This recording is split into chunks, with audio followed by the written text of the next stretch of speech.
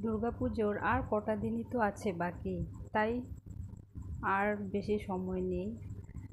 ঘরে বসেই শুরু করে দিন নিত্য নতুন নানান ধরনের সাজসজ্জার সামগ্রী বানানো।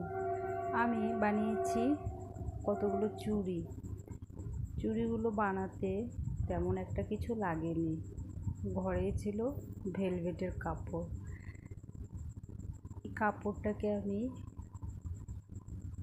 একটি ককের বাক্স ছিল, সেই বাক্সটাকে গোল মতন ছিল, সেটা যে কোনো গোল শেপের হলেই হলো।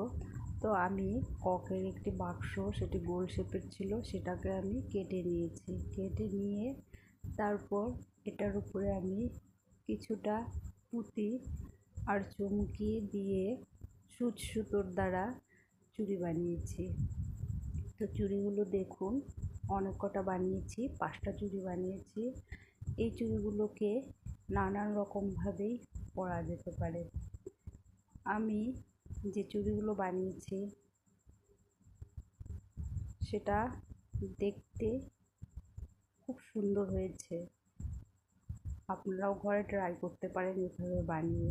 দেখুন চুড়িগুলো, তারপর বলুন। আমি এই চুড়িগুলোকে ভিন্নভাবে বানিয়ে নিয়েছি। 5টা চুড়ি বানিয়েছি। এই 5টা চুড়িকে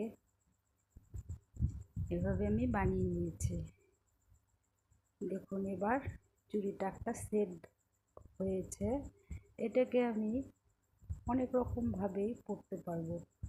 যখন ইচ্ছে হবে সবগুলো একসঙ্গে পরে এভাবে পরে নিতে পারবো। আবার এই যে লাল চুড়িটা বানিয়েছি, এটাকে শুধু শাখার সঙ্গে পরলেও বেশ ভালোই লাগছে। আবার আমি এভাবেও পরতে পারি,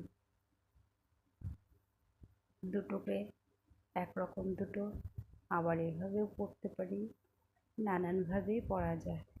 তো আমার এই চুড়িগুলো কেমন হয়েছে অবশ্যই জানাবেন। ধন্যবাদ।